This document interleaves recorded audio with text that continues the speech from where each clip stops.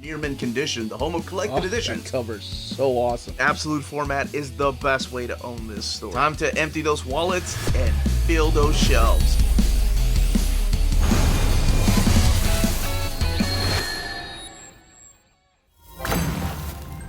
Happy Monday, all you minties. Uncanny Omar here from Near Mint Condition, the home of collected editions. And welcome to my overview of The Flash by William Messner-Loebs and Greg LaRocque Omnibus Volume 1. So let's go ahead and check this book out together.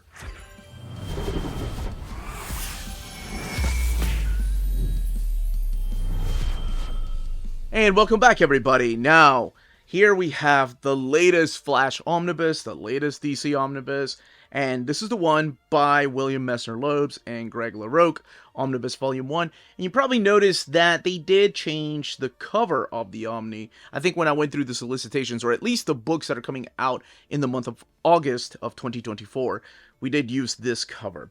It was supposed to be the cover to issue number 1, which is the cover they used to the Savage Velocity trade paperback that came out a few years ago. And yes, everything in this trade is now collected in oversized format in this omnibus. And let's take a closer look at, I believe this is from the later on issues, like 20, maybe 24, 25. The Flash by William Messner-Loebs and Greg LaRocque, Omnibus Volume 1. DC logo, I love that there's a Volume 1 down there. Barry Allen is dead, his sacrifice will not be in vain. Whoa. Way to let us know where this takes place immediately. And then, of course, this image right here, talking a little bit about the book, what is collected in this omnibus, and the ISBN with a retail price of $125. Now, before I take the dust jacket off, I do want to go ahead and show you where it belongs in the reading order of The Flash. If you get these in omnibus format, it goes right after Crisis on Infinite Earths. And I have mine up here in alphabetical order, but before the Mark Waid omnibus. Now, Mark Waid also needs a Volume 2. There's a lot of these that need a Volume 2, but this Volume 2 would lead us directly into the Mark Waid run. So we still need one more omnibus to fill in this gap. So the stories that you are going to find in here take place after Crisis on Infinite Earths. And the back already tells you what happens in that storyline. How it happens, you can find out for yourself.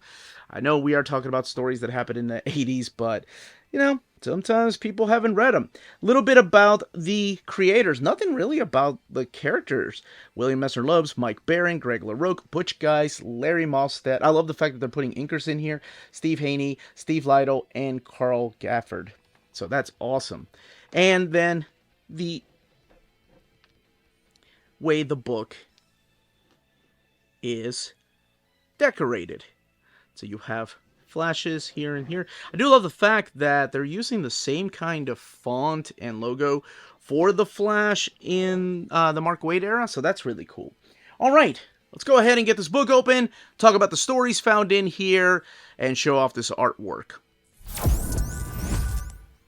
All right, I do like this design here that they're using. Just the Flash on red. Looks poppy. Kind of reminds me of those David Nakayama covers. The end sheets right here, which have a really violent and interesting flame blur to them. The lightning, of course. And the title page, The Flash by William Messner-Loebs and Greg LaRocque, Omnibus Volume 1. Here are the credits: William Messner-Loebs, Mike Baron, John Ostrander, Kim Yale, and a few others. And you have the pencilers: Greg LaRocque, Butch Guice, Mike Collins, who does a lot of fill-ins, Carmine Infantino, just to name a few. And then your inkers like Larry Malstead and Tim Zahn and Pablo Marcos and Murphy Anderson, just to name a few of the inkers. And you have some colors over here like Carl Gafford and Michelle Wolfman. And your letterers like Steve Haney and Albert de Guzman. Of course, the collection cover art right there. And, love it, here's your table of contents with, again, the speed lines right there. And telling you where you're going to find each of these particular chapters, where these stories originated from, and when. And who the cover artists were. I love that. You do have a forward and an introduction. And again, more of the table of contents. So you have a forward here by Mike Baron, who started writing the book and talking about how young he was, how he was pretty much given the job because he was familiar with the editor at the time because they worked together at First Comics. and talking about Nexus. And he was the writer, even though this is saying that, it's mainly, it is William Messner-Loebs Omnibus Volume 1. Mike Baron kicked off the series with the first, I want to say 13 issues of The Flash, plus the first annual. And here's your introduction from William Messner-Loebs.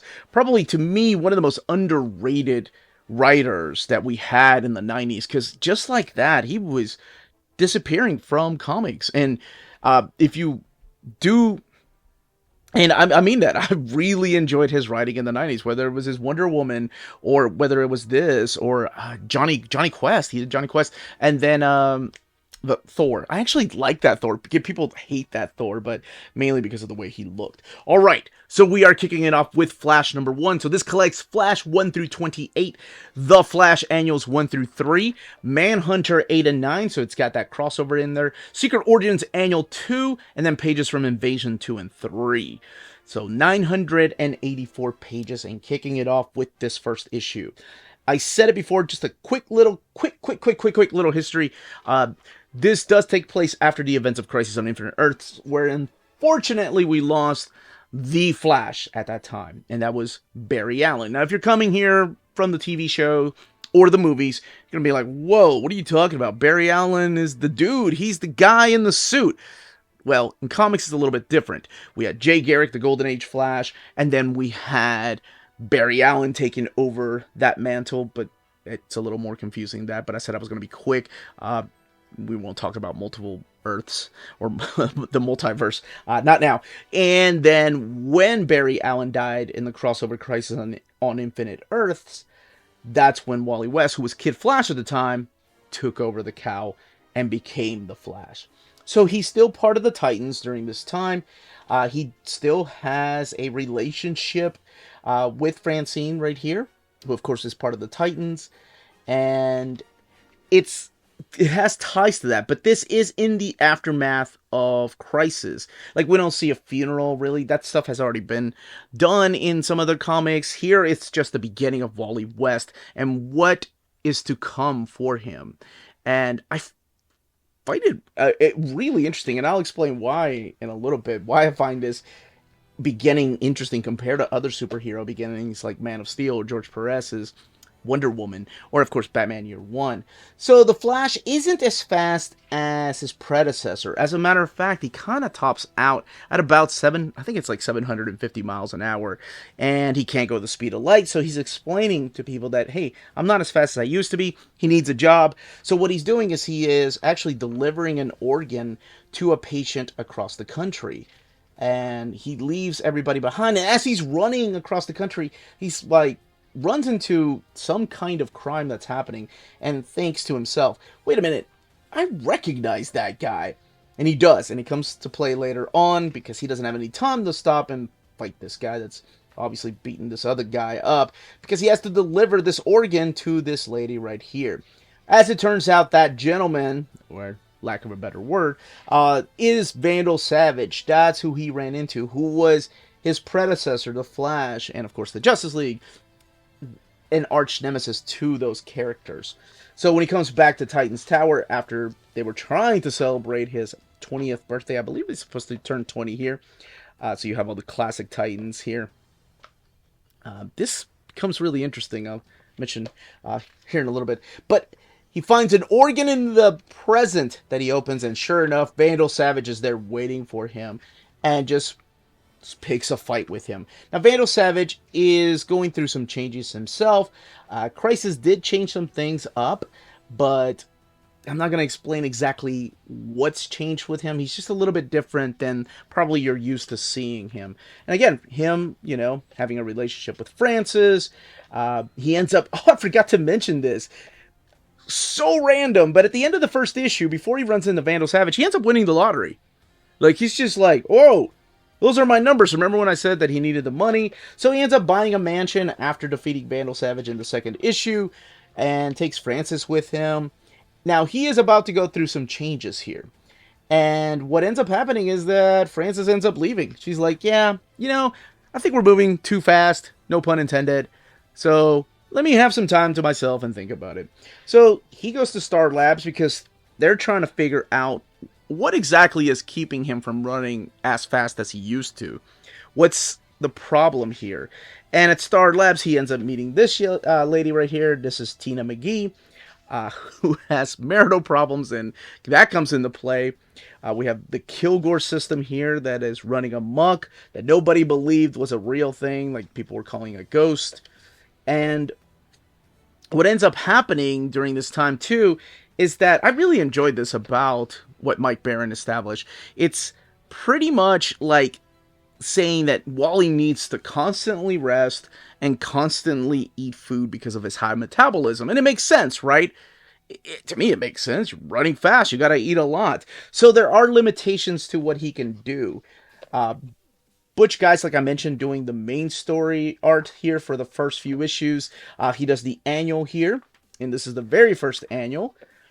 This is the meeting with martial law where he goes and actually gets some training in Hong Kong.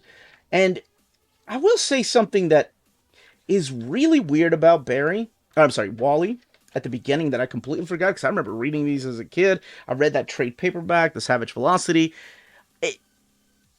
He's not a very likable character at first. Like, he comes off as sexist. There's a couple of things in here that even Cyborg notices. Now, keep in mind, he's just turned 20, right? And when I mean sexist, like, he is, especially in the annual, like, he's talking to himself, talking about just the strength of men compared to women, and just how, women have all these kind of issues that men never do. Now, I can see where that's going because you're going to have character growth. Wally does become a likable character. He's not the same character as you're reading about in Wade's run. He is a different type of character. He's a little bit of a... No. He is a womanizer. He is like not even in the middle of a breakup and he's still going from lady to lady. And like I said, he's having thoughts like that. But there is growth to the character. And it actually starts happening in that annual, the first annual. And I thought that was interesting because they were laying it on really thick at the beginning. By the time you get to that annual, you're like, oh, this is character growth, and that's where we're going. I just find it really interesting that he was like that. He's not a very likable character. He just won a bunch of money. He's kind of a jerk. Now, he starts, messing around with Tina, and I said that Tina McGee was married, and her husband turns out to be this guy right here, Speedy McGee, or the Speed Demon, as he's known later on. But he ends up taking some formula that will make him fast, and he ends up picking a fight with Wally. We're introduced to some characters. This is the Red Trio right here, or the Red Trinity, really, over in Russia, because this doctor right here, this is Dr. Orloff, is the only one that can help out the Speedy McGee. I love calling him that. I know that's not his real name. Tina's ex-husband, or husband, who they've been having marital problems, and then of course Wally comes in. There's also the Blue Trinity from another country, so it almost becomes like a international affairs. And there are moments in here with his family. Like, there's a lot of moments in here that they're trying to build between whether it's his father, whether it's his mother. Now, it's also important during this time... Oh, Chunk, I actually really like this character. This is one of the most interesting creations. He later on appears in the Jeff Johns run. What the heck was it? Oh, during this time, Jay Garrick is also gone.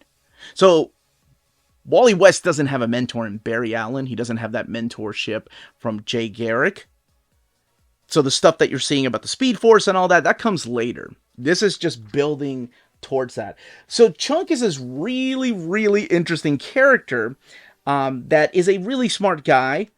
And what ends up happening, as his origin tells you, he was always a big guy that was picked on, but he was brilliant.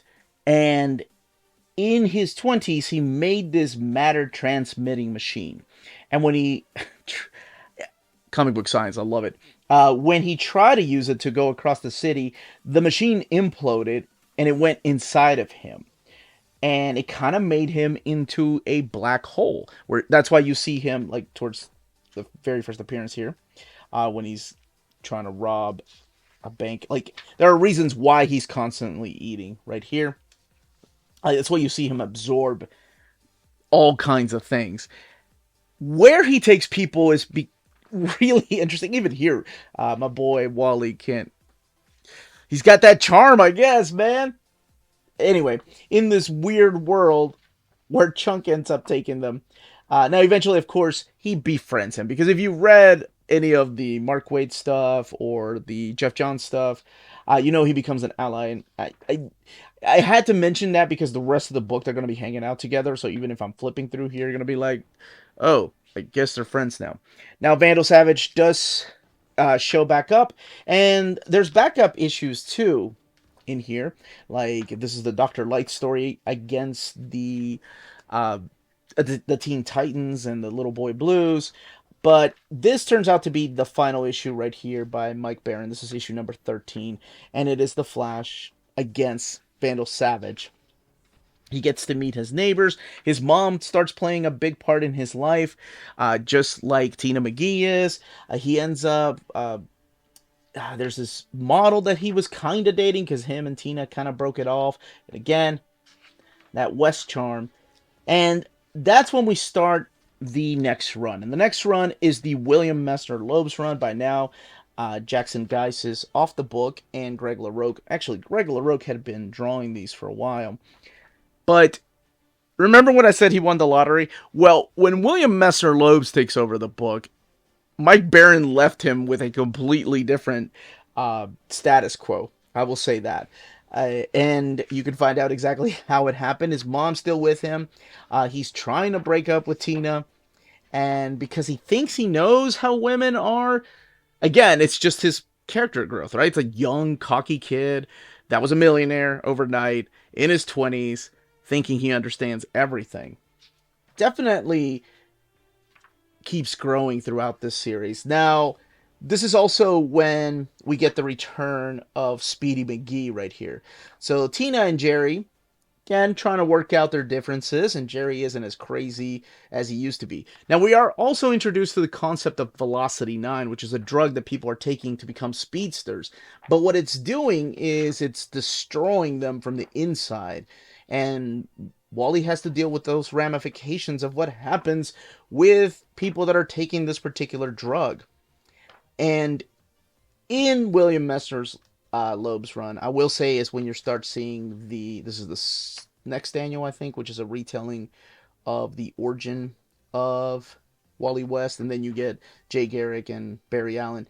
But you do start seeing a little bit more of the rogues, which you hadn't seen through Mike Baron's run. It's not until you get to William Messner-Loebs' run that you start seeing the rogues come back into the book, the classic rogues.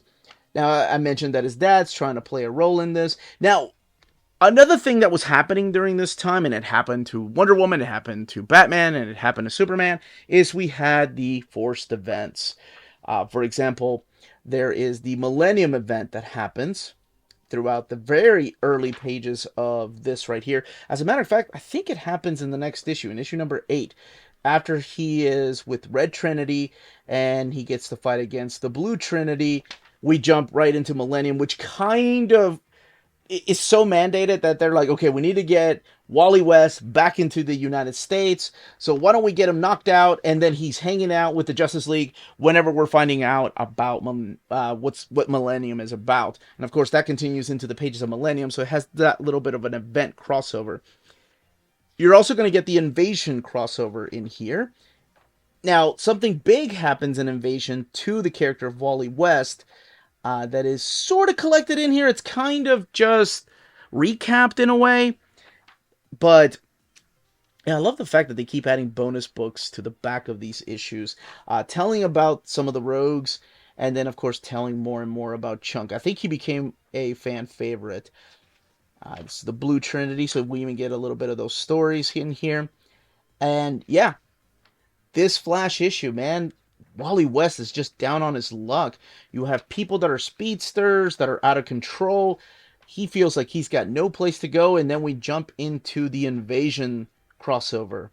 So this is where we have the crossover officially with Manhunter right here that is hired by Wally's dad to keep an eye on him.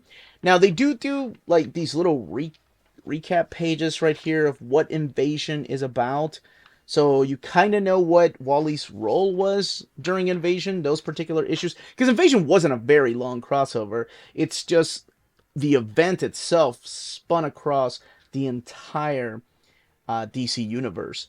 Now, the supporting cast is starting to grow during this time. We also have another gentleman that is known as the Clipper. His name is Mason. That is kind of friends with his mom, but he goes by the Clipper. That's kind of his superhero name, or at least he claims to be the superhero. This guy right here. Uh, I really like Mason. As a matter of fact, I really like his supporting cast. So you have Tina McGee, Jerry McGee, you have Chunk, you have his mom, Wally's mom. Yes, she's a huge part of the supporting cast. And now you have Mason. Now, something happens towards the end of Invasion where Wally is completely lost. This, I believe, is the reunion with Joan, if I'm not mistaken. That's the cover right there at issue 24. It's the reunion with Joan Garrick. And again, during this time, Jay is missing or gone. Like something happens dramatically that Wally disappears. And the comic becomes about his supporting cast. I haven't read this stuff in years. I used to have the single issues of this because I was one of those proud owners of every appearance or every issue of like DC, and I just wanted to be that guy that oh my gosh, I sold those single issues so many years ago. So his friends are trying to find Wally. Meanwhile, there's another Flash that's running around, but is it truly the Flash or is it just some body that's taken the Velocity 9 drug?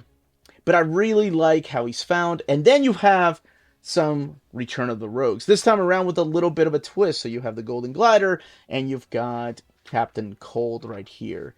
And it is a twist because of how they act towards a particular villain. Now, this issue right here, this is, I believe, issue 28, if I'm not mistaken. Yes, 28. 28 is a very important issue, and that is mainly due to this young lady right here.